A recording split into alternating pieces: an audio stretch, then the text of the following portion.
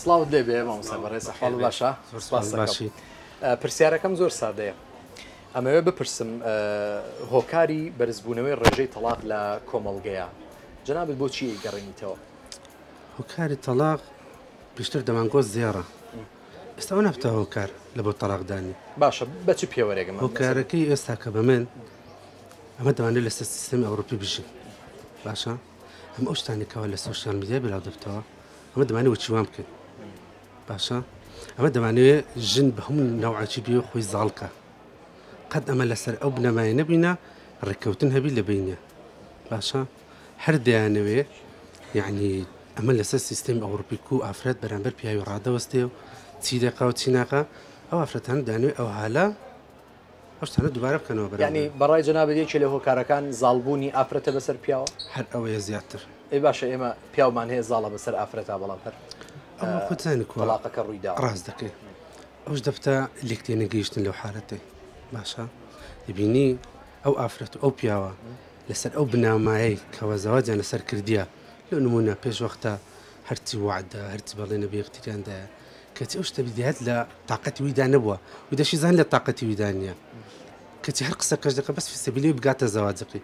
ئێ باش ئەدی لە دوای زەواجەکەی ئەدێتەوە معیشەتە لەسەر چ دەڕوە ئەدێتەوە بەرنامانێکە دادنایە خۆی چەند ڕاست نینە ئەتی دەبی بەرنامە چ ڕاست و درستت هەبی لەسەر زەواج باشە ڕێزگرتن هەبی و هەر ئەوەش نەبی قسە ئللا ئەمن یان دکتۆرە تو بەس زەواجەکەی بکەین لە پاشان خوا گەورەیە خوا گەورەیە و شتەکە ئینکار ناکرێت بەس ئەدی بەرنامەکان ئەدی ئەو تەدریجێکەوە لە دوای زەواج دێتن. ینی بەڕای جەنابەت نەبوونی بەرنامەوە کە بەخوای ئەمن زۆربەی جار دیتیتن تەلاقدان لەسەر زیاری نەبووە هەیە دەرێ گوتیتی دوو بەسقاڵم لێ گوتی نامەیە گوتی ئاڵە تەلاق ئەشتان ئەسڵ وەساسی نیە. باشە هیچ کات لێرە شتی وا ڕووی نەداوە لە مستەحیلە هەر ئافرەت هەر حەز دێت تۆزەق زێر زیاتر لێ بکڕێ ماری زاوی زۆربەی جاوتم باز زیاتر هیچ مشکلە نیە مهم ئیشەکە بەزڕێککەوی بەس کەچی دەبینی جاری وایە ئەو حالەتە هیچ ئەو حالە تەلاق ڕوویدایە دەری با بە سەبەب دەرێ نەگونجان ئێمە بە لۆ نەگونجان نەگونجانەکە لەسەر چیا دەرێ ئافرەتەکە ناحەوێتەوە دەرێ ئافرەتەکە دەیەوێتن زاڵبی ئافرەتەکە دەیەوێتن وەکو ئەوروپی بژی ئەمەش وەکو ئەوروپی فەرقمانی عرف و عادەتمە فەرقی هەیە ئیوان فەرقی هەیە ئەمجا بۆ ئافرەت دەرێتن ئەم دەسمە کافتریایە کوربا بەمە پیاوم ناسمە کافتریایی ئەتو کو دەچێت کافتریایی هاوار ینی بۆ بەسەربردننی کاتی خۆی بەخۆم ئەلێرە ڕاوەستایمە ئافرەتم دیتێ لەکانە ئەو شتانتکەی ناوی ڤیپا نازانچە ئەوەی لە خۆی دەچێش گەر ئەلکترۆنی وڵا ئەم پێم شەرمە دەستی باشە هۆکار چییە ئەوانە بڵاو بۆ تۆ؟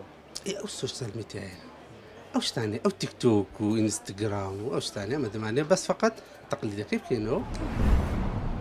ئەو برادرە باسێکی زۆر جوانی کرد وتی یەکێک لە هۆکارەکانی تەلاق بریتیە لە چاولێکەری ئافرەت بە تایبەت کاتێک کە ئەچێتە سەر سۆشیال میدیا لە تیکتۆکە لە ئینستاگرامە لە فەیسبووکە ئەنواع و ئەشکال شتە بینێ بۆیە ئەوێ وەکو ئەوە بێکە لە ناو سۆشیال میدیای هەیە کە ئەوە بە حیاتی ناگاپی چونکە بەجددی ژیانی ئێمە لەگەڵ ژیانی بۆ نمونە کەسێکی ئەوروپیا زۆر جیاوازە حتا لە نێوان شارەکانە خەڵکی سلێمانی جیاوازە ژین لەگەڵ خەڵکی هەولێرە لەگەڵ خەڵکی کەرکووکە لەگەڵ خەڵکی دهۆکە ینی لەگەڵ شار و شارۆچکە و شارە دەیەکانە کە جیاوازن من ئەبێت لە چاوەڕوانی ئەو جیاوازیەیە بم ینی من لە کۆمەڵگەیەکە ئەژیم باری دارایی تەنها ئەتوانم بڵێم ئەو پەڕەکەی مامناوەندە ناکرێ من خۆم بەراورد بکەم بە کۆمەڵگەیەک کە باری داراییان زۆر بەرزە ئەمە لە ڕووی لۆژیکیەوە ناکرێت کە ناکرێت بۆ من خۆم تووشی کێشە و مەشاکلێ بکەم کە ئەسڵان پێویست نییە من داوای شتێکەکەم ئەو شتە ئەزانم لە توانای هاوسەرەکەمان نییە بەڵام من حەزم لێیەتی وە زەروریش نییە بەس پێداگرم لەسەری کە مێردەکەت بۆتی نەکرد لە توانایە نەبوو ئەو کاتە جیابوونەوە ڕۆدا ئەوجا تەنها ئەبێ لۆمەی خۆت